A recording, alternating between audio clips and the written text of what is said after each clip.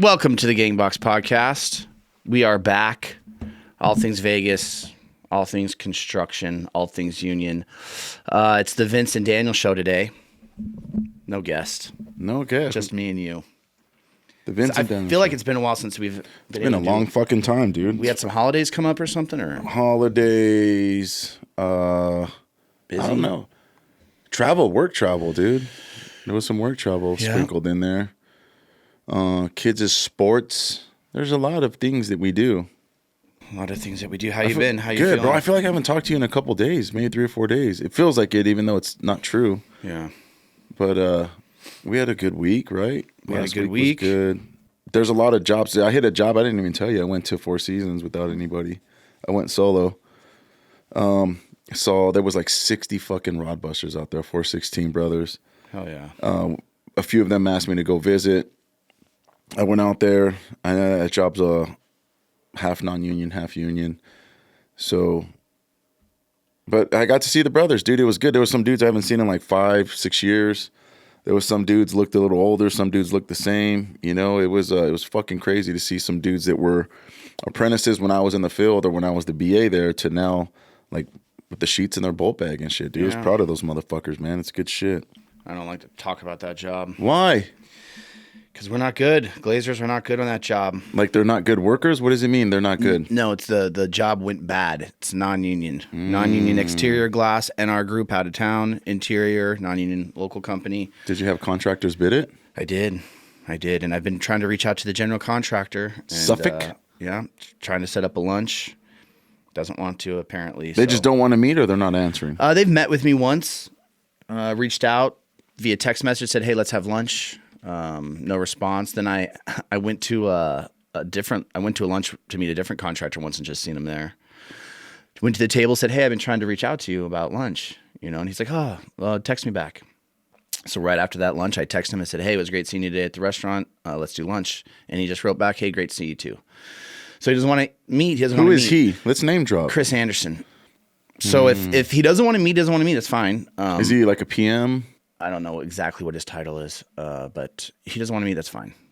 It's just I know what's going to happen. There's going to be actions on his project, and he's going to reach out to me and be like, "Why haven't you?" Prove it. It's like, yeah, let's do it. What actions on the fucking job? We do more actions than anybody. I'm not saying you don't. Yeah. That wasn't a knock on your union. Yeah, we do more actions than that. So I mean, we will prove it when we have a history of proving, and we just did an action on Friday. Yeah, where in town? Haas Automation. Oh, fucking F1 guys. So the glazing contractor is good on that project. I think the plumbers are good.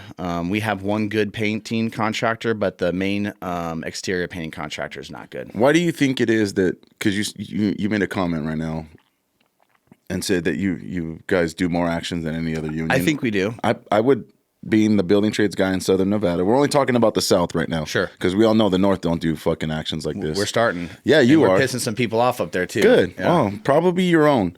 Not your own union, but other unions, because they don't. Then it just when you do work, it exposes how much everybody else doesn't fucking do. Facts.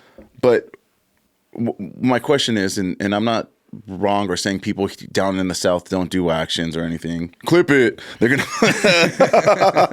be like, oh, fucking Vince said nobody does shit. No, that's not what the fuck I'm saying. But I know you guys put in more strike sanction requests that act on it. People will put them to us. Or send them to us, but you guys act on them a lot. Why do you think that is, from your point of view? I mean, it's hard for me to understand the motives of any of the other organizations or how they operate. I know there's thought processes on how effective strikes are. Some people think they're more effective than others.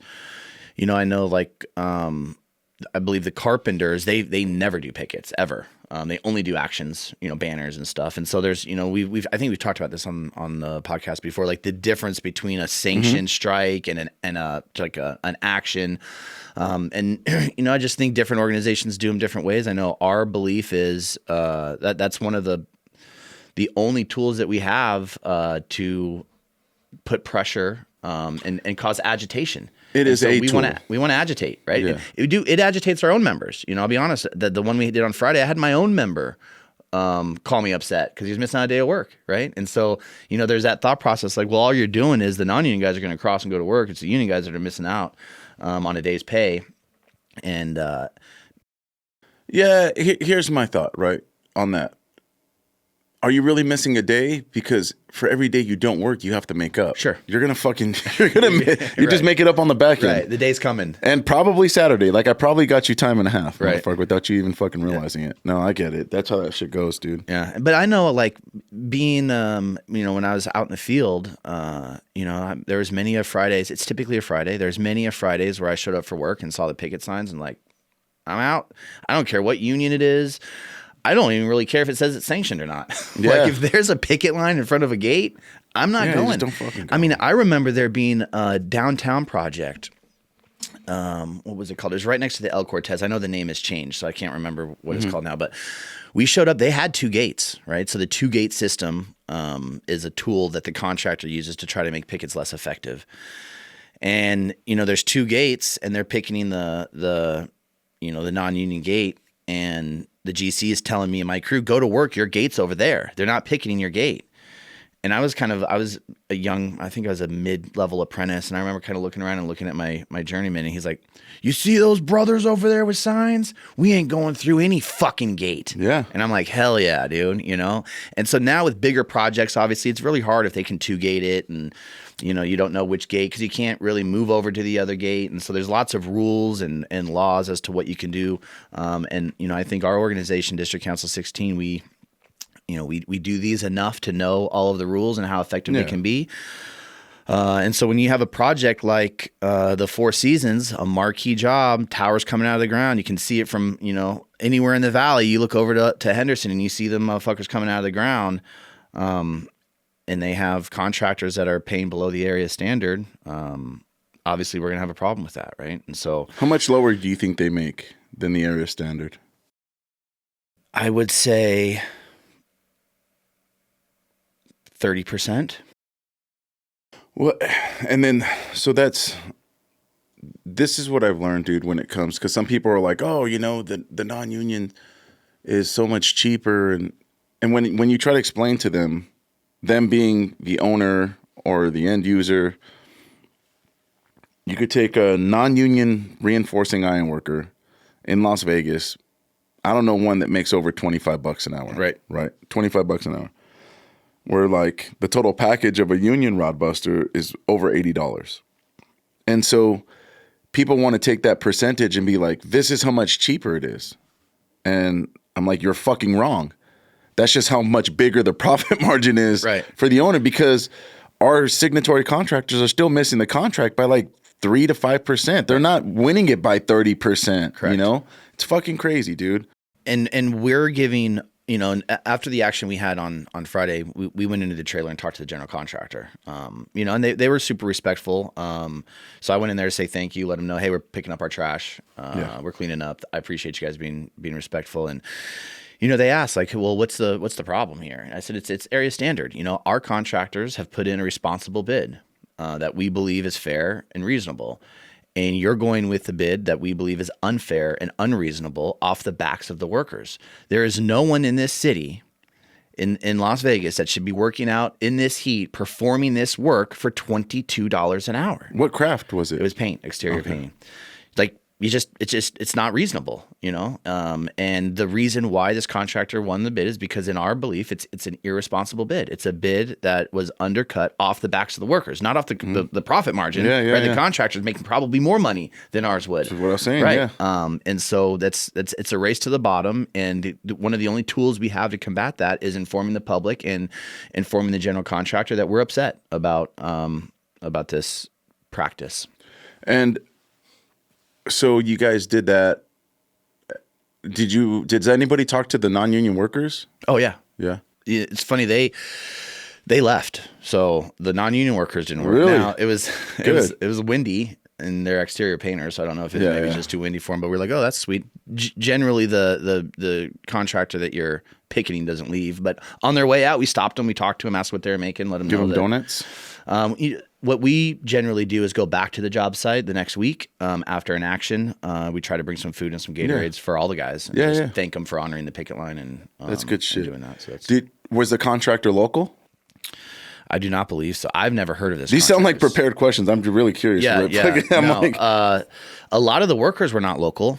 So a lot of the workers were out of town. A few of them that we talked to as they were coming out were like, they're from Cali or whatever. And so, but the contractor I do not believe is a local contractor, but I would have to ask my organizer. no, it's all good. No, that's good shit, man. What else we got? We got the Hard Rock. It's going. It's going, dude. It's looking good. I saw something on fucking Instagram, and I sent it to Chop, and fucking it was this lady, and she was like on the Las Vegas Boulevard, and she was like, I got fucking ADD or some shit, and she's like, this really pisses me off. She's like, look at the glass, and so it's like 2 shades of blue. Yeah. And then on the dark side, they put. I'm sure it was just like a piece of place holding glass, but they used one of the lighter pieces where it was supposed to be dark. Yeah. And she's like, this is fucking pissing me off. And I was like, good job, Chop. Way to fuck it up. I said something smart ass to him. But no, dude, that's good. There's a lot of our friends on that project, dude. That project's gonna reshape the skyline of Vegas, just like the Sphere did. I'm excited for it. Watching that thing come out of the ground is pretty awesome. It is gonna look cool. We're fucking, dude. And like we talk about all the time, dude, we build cool shit here in Vegas, dude. We build the best shit, like better than anywhere in the fucking country, that's for sure. 100%. Yeah, dude. I don't know. I know they're building a theater, right? On that project. What other fucking projects going on? Brightline's fucking pushed pause, brother. Out.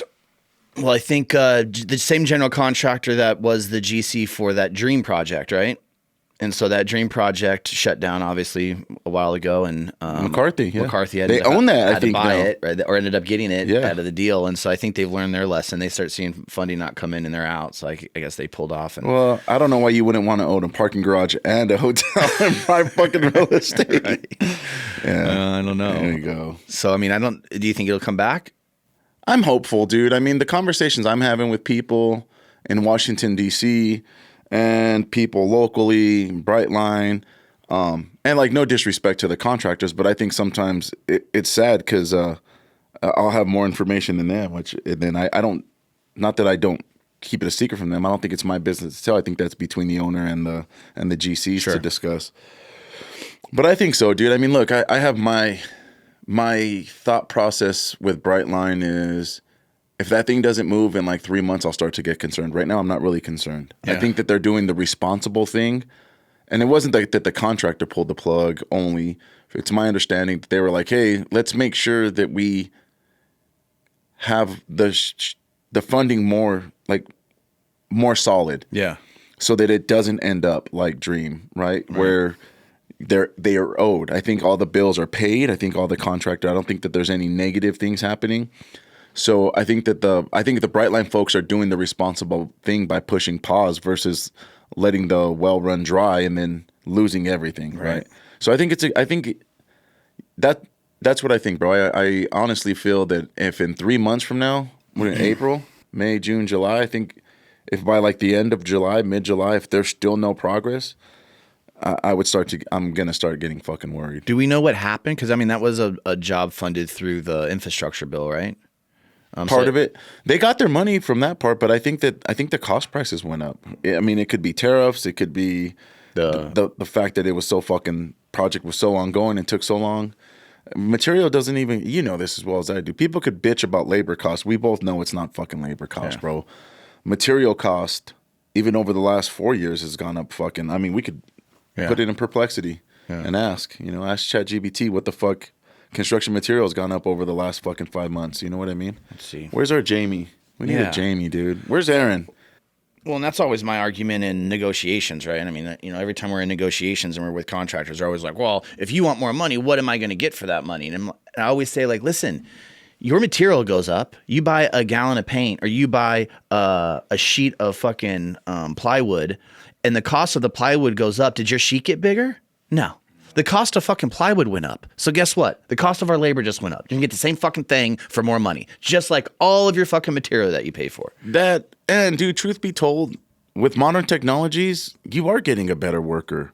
100%. Our production rate has increased so dramatically compared to what we used to make. It's shocking. And that's crafts all across the board. That's not just your three. That's iron workers and sprinkler fitters and roofers and everybody, dude. Everyone production has gone up. I think that's why sheet metal ran that bill to have their shop fabricators be prevailing wage when it's prevailing wage jobs and shit. And all they were trying to do was codify the thing. Whatever. Let's see here. ChatGPT says in the last 2 years, construction material costs have gone up roughly between 5 and 10%. 5 and 10% over the last 5 years. That's a big difference. It's double. 10%, yeah. Well, no, I'm saying the difference between 5 and 10, but I think, I mean, I think it's like copper and wire is 20%. Steel's 13%. Aluminum is 20%, right? And then other cheaper construction. So that's why I think it's between 5 and 10, just because of the variance. It's a lot, dude. That is crazy, man.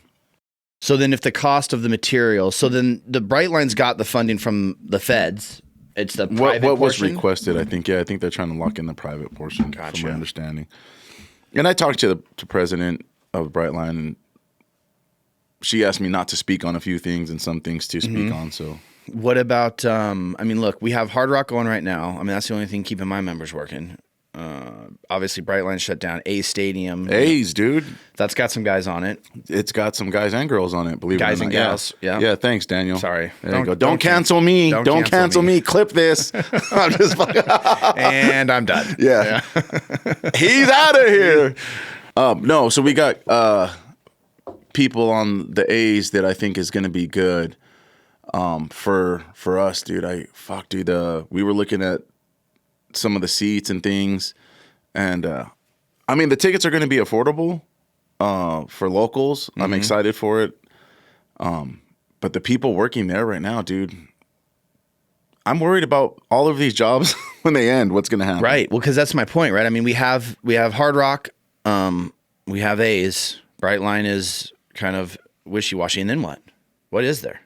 Like generally, you know, when we have a big project like Hard Rock and A's, there's all these other little things going on. And, you know, we should be busier. Did your paint guys bid the job, the Haas? Oh, yeah. And your glass guys bid the Four Seasons? Yes. Now, it went through like 3 or 4 different general contractors. Where they bid to which GC at which time, I'm not sure. But at the end of the day, the NR Group is an out-of-state fucking contractor coming in town. I've asked the GC where are they getting their workforce from. They don't know. So it's like, to me, it's unacceptable. It's just absolutely unacceptable. You know, we've had some issues with that contractor around the country, and so we're not going to sit back and do nothing. That's not an option. You can't, dude. You can't do that. Yeah. So I mean, it's what we do. We have to do something. But yeah, I'm concerned for the future. Me too. You know, it sucks. It seems like there may be an opportunity that we build an NBA stadium sometime soon. Yeah, dude. But when's that going to happen? You're fucking more awake than I am. I'm forgetting about all this shit because I'm thinking about other things. But we got the NBA stadium. I know that MGM wants to just fucking revamp T-Mobile. T-Mobile looks old as fucking. Fuck that. Yeah, fuck that. We don't do that shit. No. We build stadiums. We build motherfucking monuments. No. Dude, no, we need to build a fucking new stadium. And I obviously the space right next to where Old Wet and Wild used to be. Dude, did you ever go there? Hell yeah, dude. It was badass. The Dara Stuka? Come on, player. Dude, I used to like that fucking place. But yeah, right in between the Sahara and Fontainebleau, I think is a prime spot for that place. Well, and there was also discussions at the Rio site, right? I heard that, which is dope. Which would be good, dude. I got a lot of space over there, dude. I thought the Rio was down and out, bro. But I went to the Comedy Cellar over there. Dude, I love going to the fucking Comedy Cellar at the Rio. Bro, it was fucking jumping. Granted, it was like a bunch of cowboys and shit. I think it was for like the rodeo was in town. But that place was fucking alive, dude. I thought it was dead. They got some new owners a few years ago. They put some money into it, right? They redid the whole exterior, redid the lights. I went to a lunch in there. My boy Tony Sanchez was getting honored from St. Cristo Rey Viator. So I went to go watch him get his award. And same thing, dude. I was super impressed. The place is becoming better. Yeah, right? No, they're putting money into it. Because I went once. It was a motherfucking ghost town, dude. It went down. I would like to see him bring that fucking parade back. Like through the casino? Yeah, they have the track system still up. I was looking at it, and they would have like a Mardi Gras parade. Yeah, that was back when like there was cool shit in Vegas, like cool little things like that. It's all become so corporate and the same. Like, it's all the same. Every casino's the same. They all look the same. They all act the same. It used to be very nostalgic, right? There was all these different brands of things. And Themes. Yeah. Everything had a theme. Yeah, and it was cool, you know? It was cool. And it's just Vegas has gotten away from that. Yeah, I don't know. I think we should, everyone says the same thing, dude. I don't think it's ever going to happen, but like, at least parking for locals. Like, fucking charging us for parking sucks, dude. I mean, if our elected officials could do fucking anything, give us that, you know? Give us free parking. No, but instead you get people that fucking want to charge for parking in the Arts District. Yeah. And all those businesses, you know, we were talking about doing a parade or something down there, and I'm like, this is interesting. And they were like, hey, go talk to the businesses about seeing if it's okay if you do a parade. And the fucking biggest complaint that when we were talking to the small businesses because of a fucking parade, I'm like, hey, man, I'm just trying to fucking throw some candy and make some floats go down the street. Yeah. But all the businesses were bitching about how much business they're losing from paid parking. So I'm sure that like now I think it's free during lunch hours or some shit, but still, dude, like. Well, downtown, the paid parking is what, city revenue, I'm assuming? Mm-hmm. Yeah. I mean, does the city need that revenue? Is that something so they can keep building non-union shit downtown, I guess. No the shit. fucking non-union. Yeah, they don't give a fuck, dude. And that's, like, you know, I'll say there's two people, I think, on the city council that give a fuck about construction workers. Well, one on the city council and then the mayor. I think the mayor does fucking truly care. I've met with her multiple times. Shout out Mayor Berkeley, Yep. Vegas legend, and Francis Allen Polanski. I think those are the only two that actually give a shit about construction. Everyone else on the city council, they pretend. But again, we said we're not going to get into politics. So I don't want to get into it. And fucking, It's hard not to, dude. it is. But So much what of does that what we say do. about us? What does that So say much about us? about what we No, do. then we need to fucking be doing more. Let's talk about boxing and the Southern Nevada Building Trades Sportsmen's Alliance. What a long fucking title. Yeah. Battle of the Trades, brother. You guys got people fighting? No. Why? I don't know. We could have. I know The people we don't had want we had a getting punched in couple the guys face? that wanted to, and then I think it just didn't train. You need to let them. Yeah, there's no. I don't have a problem. Give the people what they want, Daniel. You're gonna have a lot of fighters, huh? Bro, we got like 43 fucking fighters. Dude, there's people coming from all over the country. Believe it or not, I'm not fucking kidding. It sounds dramatic. What's the venue this time? It's at a community center up on the west side. Mm-hmm. Yeah. Battle of the Trades. Battle of the Trades. I'll look it up. Last year was at the Sahara. The Right? Sahara, and then they fucking were doing, then right after they did all the renovation non-union. So our guys were like, no, fuck this. And I agree. Like, I was like, yeah, no. It was dope though to have have little kids so excited to fight on Las Vegas Boulevard. Right. It was like, I remember one dude, he was a member who fought, and he was like, dude, this is a fucking dream come true. Like, how many people could say they actually boxed on the Las Vegas Strip? Yeah, that's. And a good I was point. like, dude, that's good stuff, man. You pulling up Battle of the Trades? No. Save the date, Battle of the Trades. Yep, April 25th, 2026, 12 o'clock, 2900 North Torrey Pines. Yeah, Hell dude. yeah. It's gonna sell out, right? The spectator tickets. So we have 600, it seats 600, 550. I purchased 600 tickets just because I don't think people are going to go. And we've sold 300 tickets already. It's crazy. We need a bigger venue. I'm thinking about doing it at the Virgin next year because I went to the LAPD versus Metro. Yeah. Shout out fucking Las Vegas Metropolitan Police Department, dude. Those dudes, from what I seen, I watched 6 fights. Yeah. And also one Metro guy lost. Luis, the apprentice of Ironworker apprentice we had, he was a fill-in, and so he was fighting at a center ring boxing, and he fucked up the cop. Really? Yeah, he did good. That kid is a fucking animal, bro. I'm so proud of him. I'm awesome, fucking very proud of him. But from what I've seen, bro, Metro beat the shit out of LAPD, bro. That's what I seen. Like I said, I watched 6 fights minus the Luis, so I seen 5. And dude, Metro held their own against the LAPD. Shout out McMahill. Shout out Kevin McMahill, dude. Love what that a guy, fucking dude. great guy, dude. He is a great sheriff. He's getting unopposed. Good. No, it's all good, man. It's all good. I think. What else we have? So we have the boxing. It's our biggest event by far, bro. It's our hardest event to put together. I will tell you that because here's the thing people don't know about it. It's literally sanctioned through the Athletic Commission. It's they all have to get their amateur boxing cards through USA Boxing. Then we have to, if you're over 40, you have to go get an EKG. You have to get like a physical. Everyone has to get a physical, but if you're over 40, you have to get an EKG. And then we have to match you with your age, your weight, and your boxing records. Because some people already have amateur. Most of them don't. I would say this is our 3rd year, and out of the 3 years we've done this, only 3 fighters have had previous amateur fights, and it was when they were kids. Do these matches count as an amateur fight? Yeah. That's why you have to get your amateur book. So as this event keeps going and people keep continuing to fight, then our rank and file guys that are doing this are just going to start racking up amateur fights. Yeah, I think right now there's only 525 and Mayuna are the only ones that have returning fighters. So they have like 2-1 records, or 1-1 or 1-0. But I mean, look, man, it's been 525 and the Labors have both won it. So the way we do it is basically whoever has the most fights wins. Like that's the union that wins the belt. Oh, okay. We don't give belts to individual fighters. You're a fucking amateur. Like you get a little medal. You get a medal. And so yeah, the local with the most wins gets the belt. Now, last year Donald, he was like, "Hey, Plumbers won."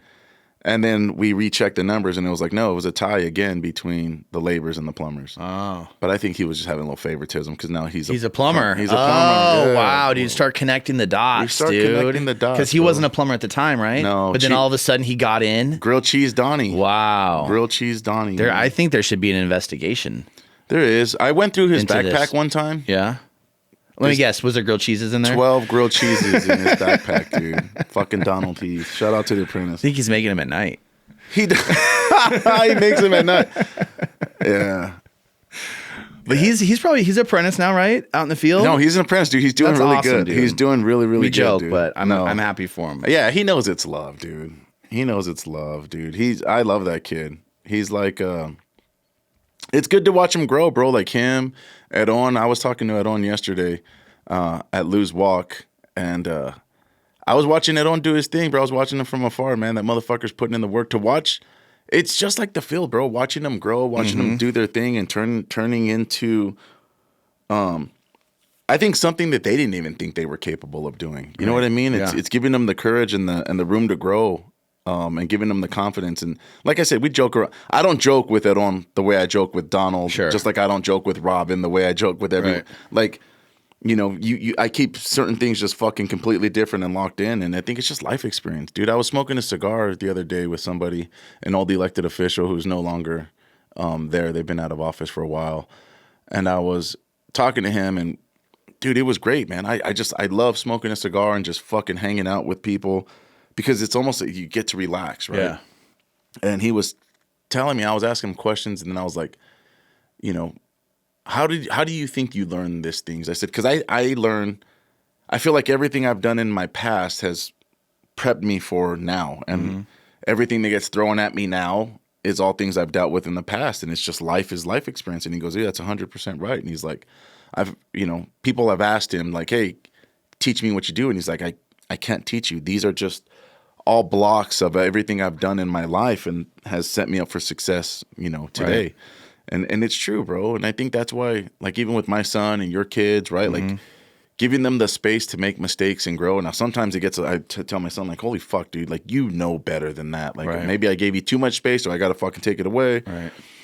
And I think when we do that and you don't fucking smother them, it gives them room to grow. Right, because we learn from our mistakes, dude. 100%. You know, you have to. Yeah, I mean that's I tell members all the time in my apprentices, like, you know, everything that I know of my craft and my trade that I really have memorized and locked down where I can spit it out is because I fucked it up. That's why I know it so good, right? Yeah. I mean, the only reason why I know it so well is because it is, you know, ingrained in my mind. You know, we have floor closers that we put in the ground that doors sit on and swing, and they get cemented into the ground, right? We pour rock them in and chip out a half a dozen of them motherfuckers because you put them in the wrong spot. Yeah. You are going to memorize where those motherfuckers go moving forward, right? And so, you know, my daughter, who's in cosmetology school, my oldest, 19, you know, she's like, gets kind of nervous when people come in and she has to learn them. I tell her, I go, you have to fuck them up. Like, you got to fuck it up. you're going to, and then you're going to know for the rest of your life how to not do that again. But until you fuck it up, you're never going to know. So just start fucking up now. Yeah. You know, like get them out and start go, you know? I mean, it really is a positive that it's hard for some people to understand that making mistakes can be a positive, but if as long as you learn from it, it's the most positive thing we have in life. It's learning from it. And I had this conversation too when I went to go talk to those rod busters. Is like, know your audience. You can't treat every apprentice the same. Some people do well with tough love. Other ones have shut down.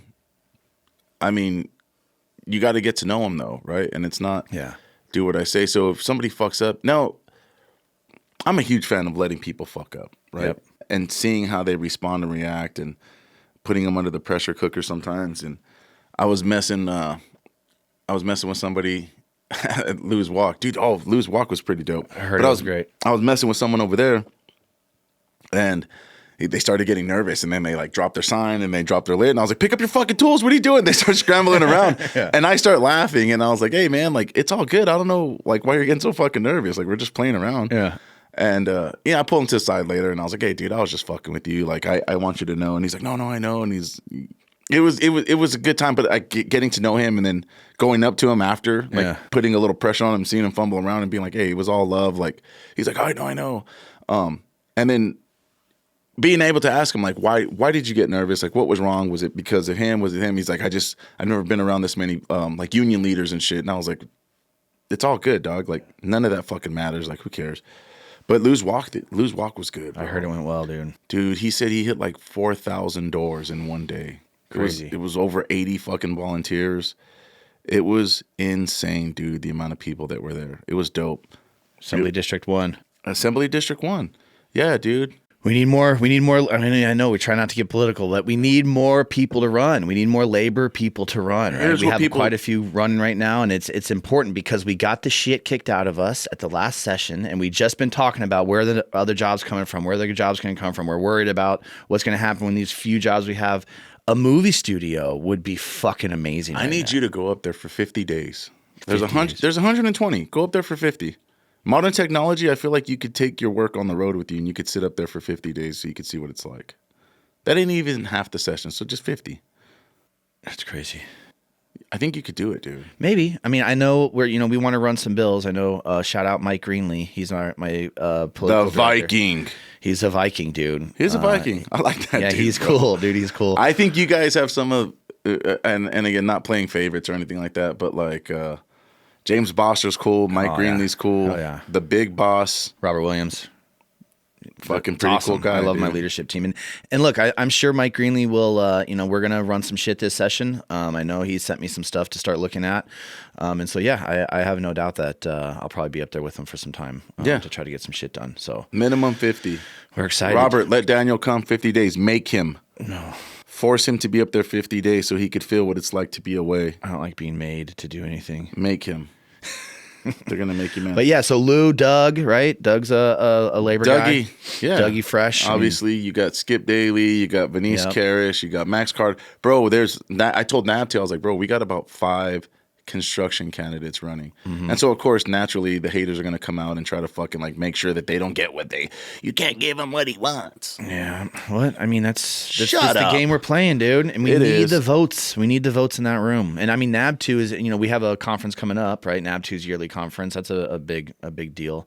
And so we'll be out doing that. And, it's just the stuff that we got to do. It's part of how we survive. And look, my union is rolling out a campaign called Building Union Power.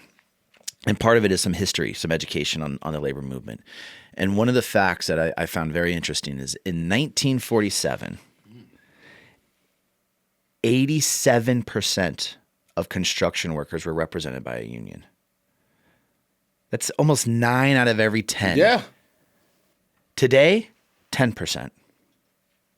You know what? And you got to think, well, what happened, right? And so we kind of go through the history, right? And it's policy. It's legislation. Prior, what ramped us up to 90% was the New Deal, right? It was the National Labor Relations Act the Wagner Act, the New Deal. It gave unions the right to exist. It gave workers the right to vote for a union. It created unfair labor practices on employers. Like, it gave us all this power, and boom, before you know it, we're at 87%. And big business, right?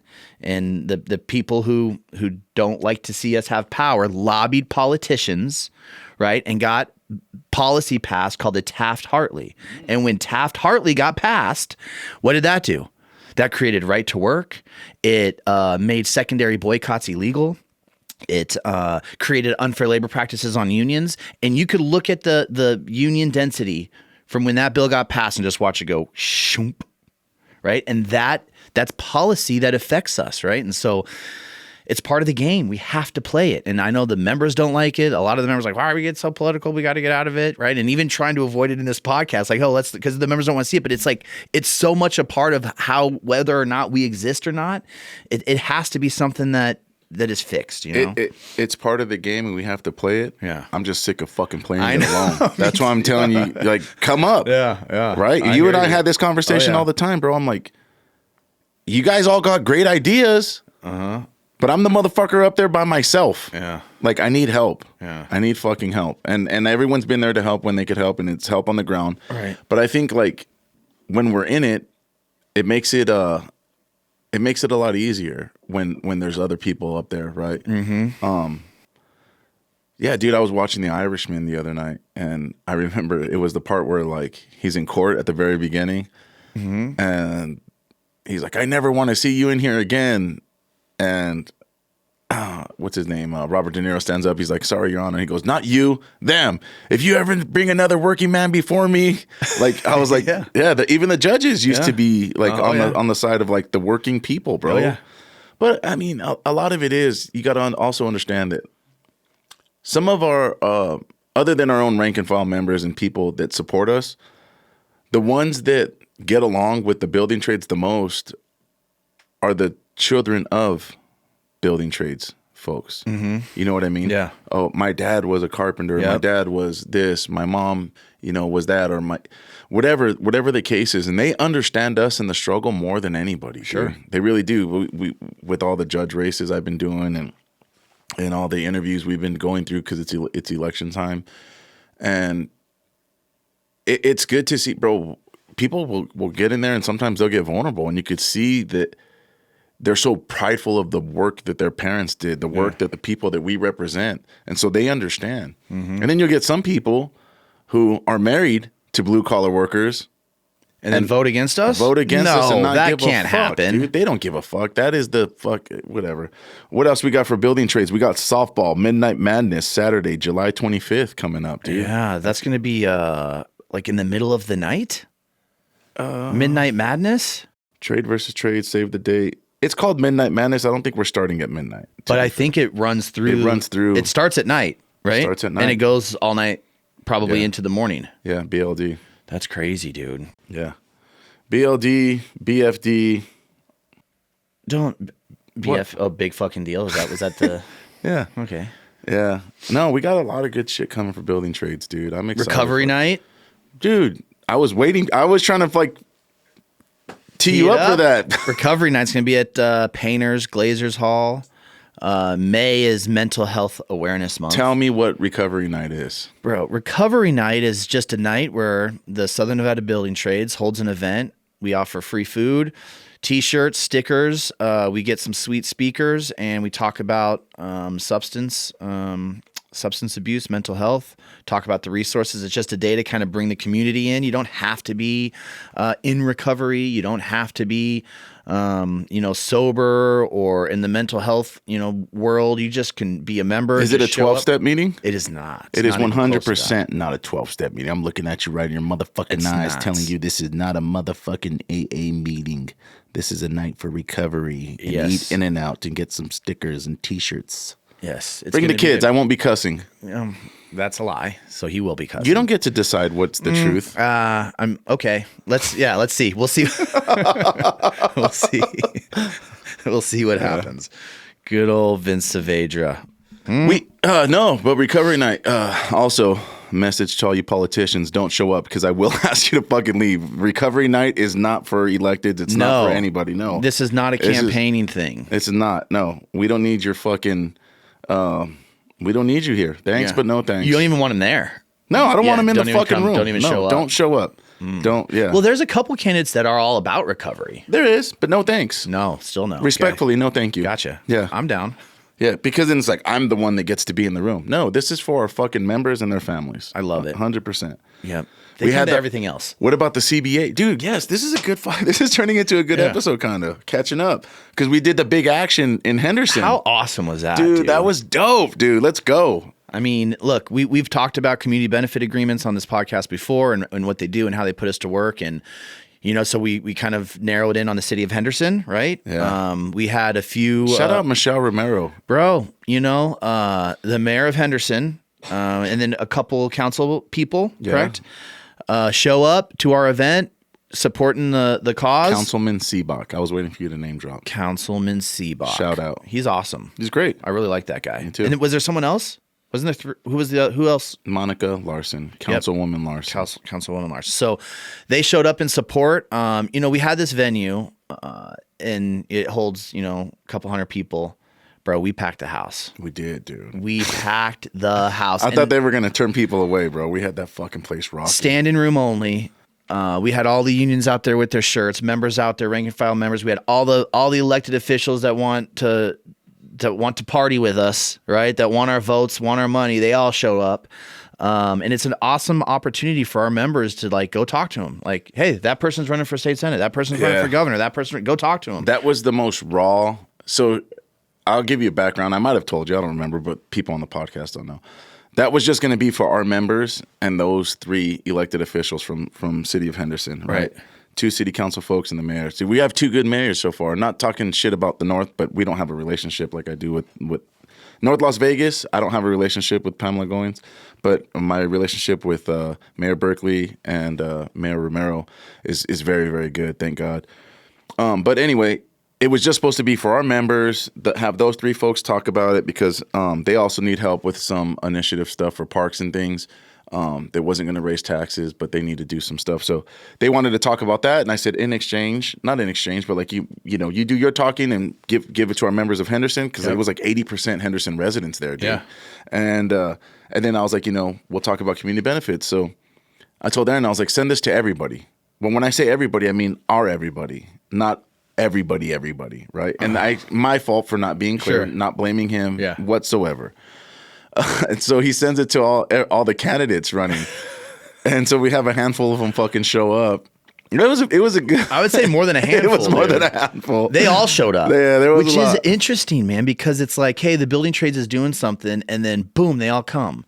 But it's because it's an election year. Yeah, it's an right? election year. Yeah. You do the same thing on a non-election year, and it feels like who shows up? So I think some of those candidates Some of them still do. And those are the ones that are our friends, right? The ones that are consistently showing up in and out of election years. Those are the ones that we need to help. But to see the amount of rank and file members that showed up. There was close to 300. Easy. And it's like, that is where our power is, right? We need the elected officials to see that, right? We need our mayors and our council people to be like, hey, do you want your city council chamber to look like this? Yeah. Because we will make it fucking look like this. Yeah. We will be in there with our fucking shirts on and we will make your life miserable because we have a list of fucking demands. And they need to get met. List of asks. I'd say demands. I know you do. You know, we have a list of fucking demands. You're not the one standing in front of them. So you demand it. Yeah, but our members can demand it. Fuck yeah, they can. And we show up to city councils and all we want to do is go to work. We want our tax dollars to put the taxpayers to work. That is our demand. It shouldn't be very fucking difficult. And then days after that event, probably within a week, I find out we have a out-of-town glazing contractor performing work on a Henderson preschool with public fucking dollars. A week later. Well, it's not. Yeah, that was obviously not done on purpose. No, not done on purpose. It's just what a coincidence. It was good that it worked out that way. We Right. could say like it was good that we had the action and then they got to see it. Right, because I reached out to the Councilman Seebach, right, and he was all over it. He took my call. He said, "Where is it at? Let me go talk to people." Like he's on it. That dude works, bro. He does. He works, dude. bro. And so I thought it was great because it showed them, look, this is exactly what we're talking about right here. Yeah. And a lot of the folks, so like you said, who would show up, who wouldn't. Nicole was there, was dope. yeah. So at one point during the rally, I was like, if you're running for public office, raise your hand. And a bunch of hands went up. And I said, we have judges, city council people, whatever, whoever all was there. Right. And I was like, now everyone with their hand down, go fucking talk to them. Right. Go tell them your concerns. Go figure out what they're running for. Like, get to know each other, man. Like, mix it up a little bit. And I was like, you guys, this is the community. Right. Welcome. I'm not the community by myself. I think some elected officials and candidates get so used to just talking to people in leadership roles or Right. leadership positions that they forget what the community actually wants and needs. I had one of your guys actually at Lose Walk. Those were two good events, bro. Yeah. Like, fuck, it's crazy to see how many people are showing up for these things. I Good. love, and it's good. But one of your members was talking to me, and he was like, we gotta fucking stop this right to work shit and blah blah blah. And I said, okay. And I said, explain to me what that means to you. And he took a moment, and I was like, I'm not trying to fucking make you feel dumb or anything. Right. Brother. I said, but I want to educate you on like all of the fucking things. And so he was telling me that he thought it was because that if we get rid of right to work, that there won't be no more non-union here. And I was like, no, right to work would just mean that for us, for the construction side, we could remove you from the job if you're not paid up on your dues. I was like, that's what it does. And then it gives somebody who is paid up on their dues an opportunity to go work. But it doesn't stop the non-union from coming in. And it does strengthen the right to organize. Right. But And it strengthens the unions as a whole. I mean, it just makes us stronger. well, I'm not trying to downplay Right. it, but I'm just sometimes things are said, even from other unions that are outside of the building trades, and it's like, I appreciate you wanting to come to me and say something, but what does it mean to you? Do you know really? And so we started put on political classes, right, as building trades. You haven't done one yet, No. huh? And so we'll do one more of the 101s and or the 100s or whatever it's called. And then we're going to do another one. But, bro, same thing. We had fucking 40 people who have never done anything political that hold some sort of union office. Mm-hmm. And we teach the basics of the legislature. We teach the basics of county commission, city council, school board, what everybody does, what are their terms. And we're really starting to educate the people, dude. We're organized. I feel like in the building trade side, organized labor is becoming more organized than 100%. than we've ever been, dude. Yes. And it's a good fucking feeling, and it's even added pressure because now it's like, how do we keep the momentum going? How do we keep everyone playing nice in the sandbox that's in our box, right? Like our 19 affiliates and the Carpenters, right? They'll politically they play, Right. and with us. And it's all, bro, what me and you talk about on this fucking podcast all the time is it's 100% education. Yeah. If we're not informing our members without making them feel stupid and Right. giving them the space to feel comfortable to say, hey, bro, explain this to me. Or here's my thoughts. This is what I think. We have to do that as union leaders and give them the fucking time to explain. And if we're union leaders and we don't know, go get the fucking answer. Don't just throw it out. Like, that's what I do, bro. I'm always on a constant hunt for information. I'm always trying to learn the next fucking thing. I've in my time in union leadership, I've had probably 15 fucking mentors. Right now, I probably got 4, right? And not that you outgrow mentors, right? Like kind of like sponsors sometimes, right? We talk about that. Some people outgrow me. My sponsees outgrow me, or whatever the case is. You outgrow the thing, and it doesn't mean anything bad. Sure. But the moment that my political mentors start to ask me for strategies and plans, I'm like, oh, fuck, time to get a new mentor, right? Because now we're equal and we're bouncing ideas off each other. And so I'm constantly looking and searching for the next mentor or the next education piece, the next thing to learn, reading fucking new books, bro. It's crazy. And again, being an iron worker, we're not supposed to read. We're fucking... I didn't know you could. Yeah. Believe me, it's crazy. And so that's what we do, dude. Like we're on the search for information all the time, but we need to do that so that we can give it to the members because, dude, it sounds so fucking cliche, but knowledge really is fucking power. This is what I was telling somebody. One of the guys was like, that's fucking bullshit, bro. You sound fucking dumb.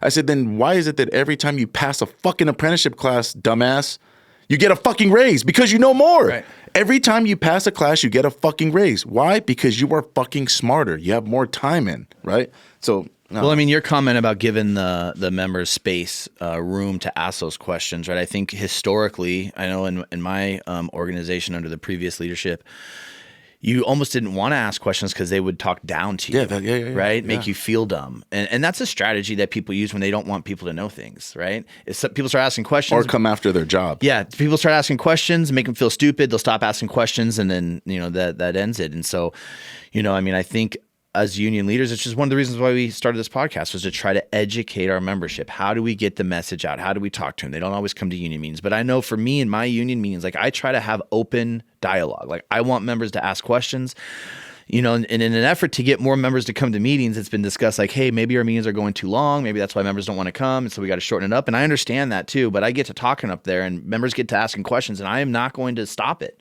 I don't want to shut them down. I don't want to end the discussions. Like I want to have these open dialogues because we have got to start educating our membership. Because just like you said, an educated membership that is empowered can pack a county commission meeting. We pack it, and that's how we make change. Are those people that make those decisions need to look at us and go, oh, they're going to shut some shit down. Yeah. And we have to, that can't be a threat. They have to know we're capable. Yeah. And we aren't capable just a bunch of fucking union leaders standing in a goddamn room. We have to have the membership behind us. If there's no membership behind us, we are not fucking leading shit. Yeah. You are not a leader if no one is following you. I'll tell you, 2026 has shown that we have people fucking following us, dude. We're there. Fucking showing up in fucking record-breaking numbers. It's so fucking badass, dude. It does, bro. It makes me emotional. I don't give a fuck if I sound like whatever. It makes me super emotional when I leave those fucking places, bro. Like the Henderson fucking rally, awesome. Lou's rally. Yeah. No matter where we show up, bro, and there's not many people, and we're able to fucking slap hands and show love, bro. It makes me emotional, dude, because it's like. It's all genuine. Mm-hmm. None of it is there because they're trying to get their fucking hours in or they got, it's all genuine people who believe in what we're doing as a movement, right? Right. And, it's the other thing too. I never turn people away either. Like I've had 4 people tell me like, hey bro, if I run for business agent, like, can you help me? Would you teach me? I was like, yeah.